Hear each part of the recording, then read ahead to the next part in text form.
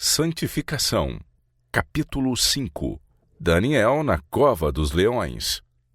Quando Dario tomou posse do trono de Babilônia, imediatamente procedeu à reorganização do governo.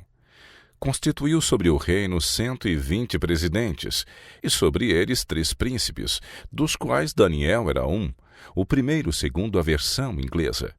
E Daniel se distinguiu destes príncipes e presidentes, porque nele havia um espírito excelente. O rei pensava constituí-lo sobre todo o reino. As honras conferidas a Daniel excitaram a inveja dos principais homens do reino. Os presidentes e príncipes procuraram achar ocasião para se queixarem contra ele. Mas não podiam achar ocasião ou culpa alguma, porque ele era fiel e não se achava nele nenhum vício nem culpa. Que lição se apresenta aqui para todos os cristãos? Os sagazes olhos da inveja foram fixados sobre Daniel dia após dia. Sua vigilância foi aguçada pelo ódio.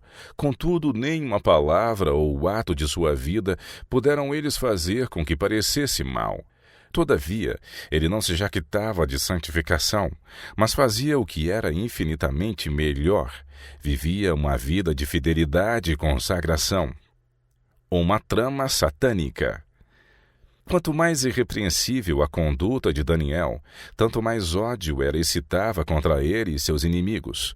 Eles se encheram de raiva porque não puderam encontrar nada em seu caráter moral ou no desempenho de seus deveres sobre que basear uma queixa contra ele. Então estes homens disseram: nunca acharemos ocasião alguma contra este Daniel, se não a procurarmos contra ele na lei do seu Deus. 3 vezes ao dia, Daniel orava ao Deus do céu.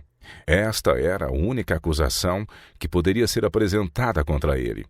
Uma trama, então, foi delineada para levar a cabo sua destruição.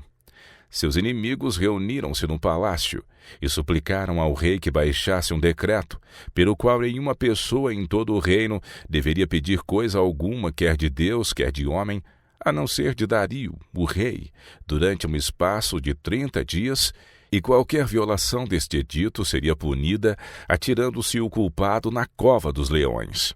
O rei nada sabia do ódio destes homens contra Daniel, e não suspeitava que este decreto haveria de por qualquer modo prejudicá-lo.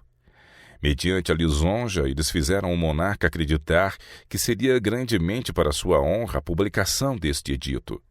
Com um sorriso de satânico triunfo, eles saíram da presença do rei e regozijaram-se por causa da armadilha que haviam preparado para o servo de Deus. Um exemplo de coragem e fidelidade. O decreto é proclamado pelo rei. Daniel está a par do propósito de seus inimigos de o destruírem, mas ele não muda sua maneira de proceder em um único pormenor.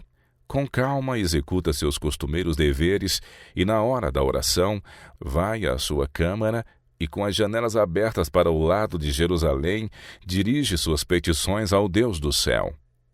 Por seu procedimento declara destemidamente que nenhum poder terreno tem o direito de interferir entre ele e seu Deus e dizer-lhe a quem deveria orar ou deixar de fazê-lo. Homem de princípios nobres. Ele se mantém ainda hoje perante o mundo como um louvável exemplo de coragem e fidelidade cristã. Volta-se para Deus com toda a alma, coração, conquanto saiba que a morte é a pena de sua devoção. Seus adversários observam-no um dia inteiro. 3 vezes retirou-se para sua câmara e 3 vezes foi ouvida a voz de fervente intercessão. Na manhã seguinte é apresentada ao rei a queixa de que Daniel, um dos cativos de Judá, desafiou seu decreto. Quando o monarca ouviu estas palavras, seus olhos imediatamente se abriram para ver a armadilha que havia sido preparada.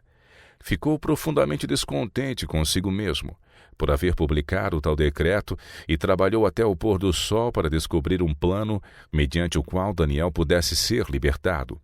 Mas os inimigos de Daniel haviam antecipado isto, e vieram ao rei com estas palavras: sabe, ó rei, que é uma lei dos medos e dos persas, que nenhum edito ou ordenança que o rei determine se pode mudar. Então o rei ordenou que trouxessem a Daniel, e o lançaram na cova dos leões. E falando o rei, disse a Daniel: O teu Deus, a quem tu continuamente serves, ele te livrará. Uma pedra foi colocada sobre a boca da cova e selada com o selo real. Então o rei dirigiu-se para o seu palácio e passou a noite em jejum e não deixou trazer à sua presença instrumentos de música, e fugiu dele o sono. Meu Deus enviou o seu anjo.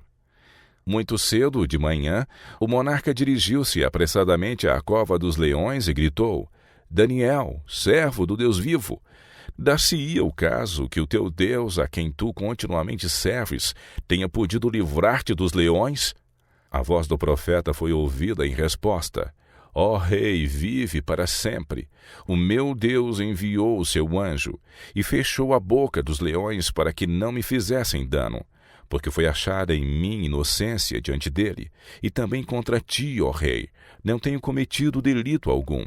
Então o rei muito se alegrou em si mesmo e mandou tirar Daniel da cova.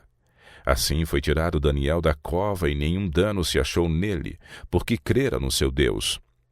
Assim foi livrado o servo de Deus.